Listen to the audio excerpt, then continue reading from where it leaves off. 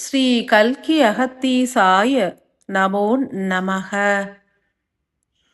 108 தின ஆத்ம காயத்ரி சாதனாவினை மேற்கொள்பவர்களுக்கும் ஆத்ம காயத்ரி நோன்பினை ஏற்பவர்களுக்கும் ஸ்ரீ வியாசர் மகரிஷிகள் வழங்கிய அருளுரை. ஓம் ஸ்ரீ வியாச மகரிஷிகளே போற்றி போற்றி. அன்பினால் நிறைகின்ற ஆன்மாக்கள் இப்பூமியில் உன்னத செயல்களை ஏற்கின்றன. ரிஷிகுலத்து ஆன்மாக்களும் பூமியில் உன்னத செயல்களை யுக யுகமாய் ஏற்று வருகின்றனர்.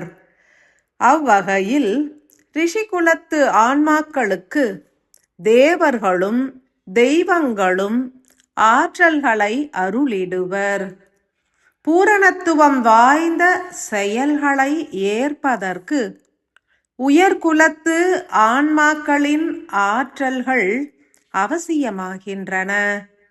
ரிஷிகளின் குலத்தினில் உதித்திட்ட ஸ்ரீ வியாசர் எனும் நாமம் ஏற்றிட்ட யாம் எத்தகைய செயல்களை ஆற்றிட ஈசனால் பணிக்கப்பட்டுள்ளோம் என்றே அனைவரும் அறிய வேண்டும். எவ்விதம் மானுடர்கள் காலத்திற்கும் சூழலிற்கும் பருவ கால மாற்றங்களுக்கும் ஏற்ப பணியாற்றுகின்றனரோ அவ்விதமே யாமும் செயலாற்றிடுவோம். ஸ்ரீ வியாச மகரிஷிகளாகிய யாம் முதன்மையாய் எமது தன்மை மற்றும் இயங்கு சக்தி குறித்தே எடுத்துரைப்போம். மேலும் ஒவ்வொரு யுக கால அங்கத்திலும் எமது பணி எவ்விதம் மாற்றம் அடையும் என்றும் எடுத்துரைப்போம். மானுடர்களுக்கு யாம் அருளிடும் ஆற்றல் பரிமாற்றம் குறித்தும் ரிஷிகுலத்தோர், தேவகுலத்தோர், அசுர குலத்தோர் போன்றவர்களுக்கு யாம் ஆற்றும் செயல்கள் குறித்தும் தீர்க்கமாய் எடுத்துரைப்போம். மேலும் சதுர் யுகங்களாக நிகழ்கின்ற உன்னத செயல்கள் குறித்தும் மானுடர்கள் உணர்ந்திட வழிவகை புரிந்திடுவோம்.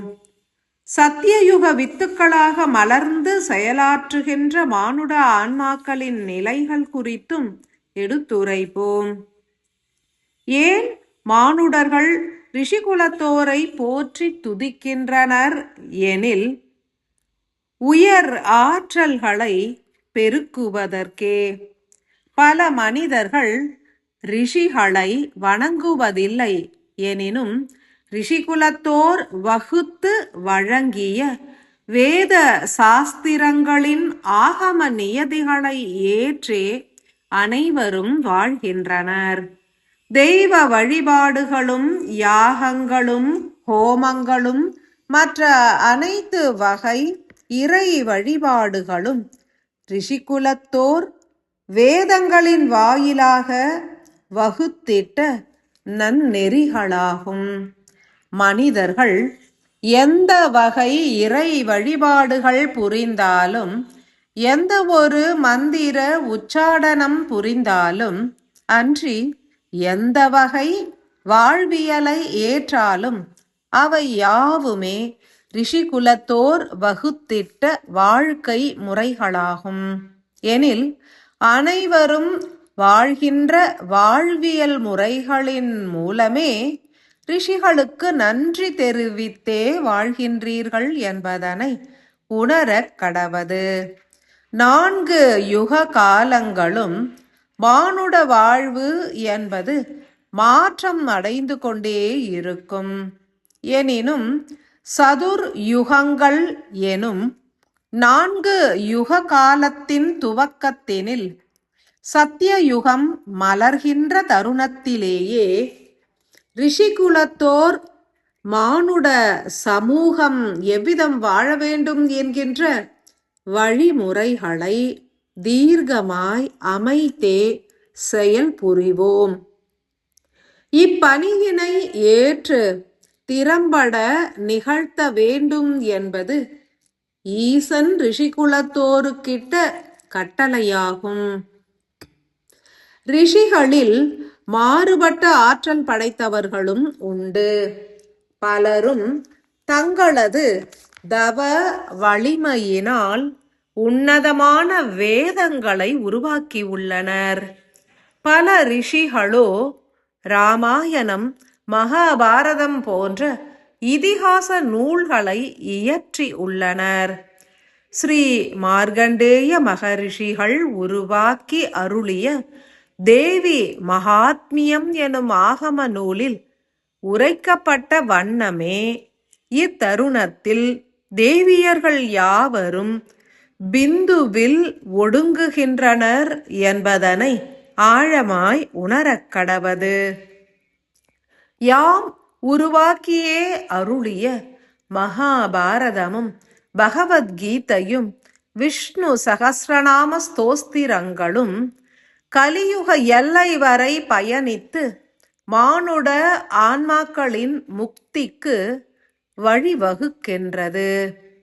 எவ்விதம் இத்தருணத்தில் யாம் உரைப்பதனை உங்களால் செவிமடுக்க இயல்கின்றதோ அவ்விதமே யாமும் ஸ்ரீ கிருஷ்ணரின் ஆற்றல்களை கிருஷ்ணரே உரைக்க கேட்டு பதிந்துள்ளோம்.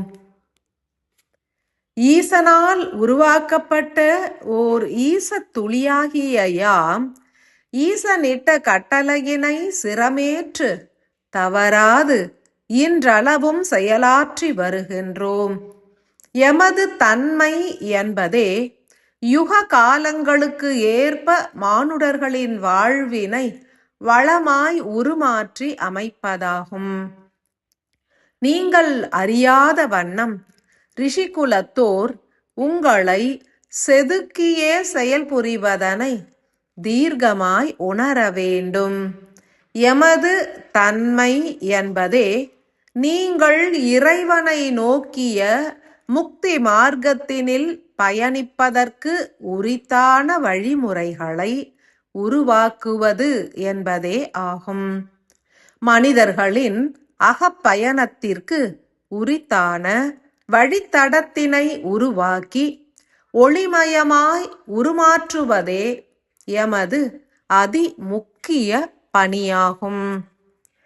ரிஷிகுலத்தோரின் பணியே ஆகம வேதங்கள் எனப்படும் ஒளிமயமான வழித்தடத்தினை உருவாக்கி மானுடர்களையும் ஈசனையும் பிணைப்பதாகும்.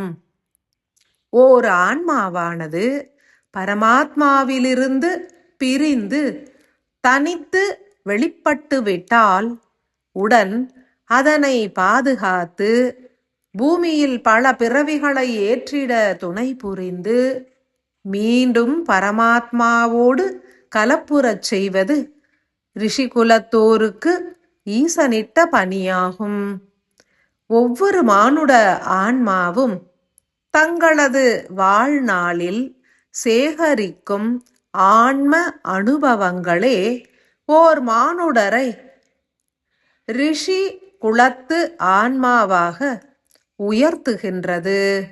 ஆன்ம அனுபவம் என்பது மானுட ஆன்மாக்களை உயர் நிலைக்கு உயர்த்திடும் ஆயுதமாகும். எமது தன்மை என்பது ஆற்றல் பரிமாற்றம் ஒன்றே. ஆற்றல் குன்றிய மனிதர்களுக்கு எமது ஆற்றல்களை பகிர்ந்து செயல் புரிவோம். எவ்விதம் எனில் ஒரு மானுடர் புறப்பணிகளை அதிகமாய் ஏற்று உயிராற்றலை விரயமுறச் செய்து வாட்டம் அடைகின்றனர் எனில் எமது தன்மையினை ஒளியாய் பகிர்ந்து செயல் புரிவோம். உடன் அம்மானுடர் இறை லயத்தினில் ஆட்படுவார். இறை வழிபாடுகளை தீவிரமாய் ஏற்க துவங்கிடுவார்.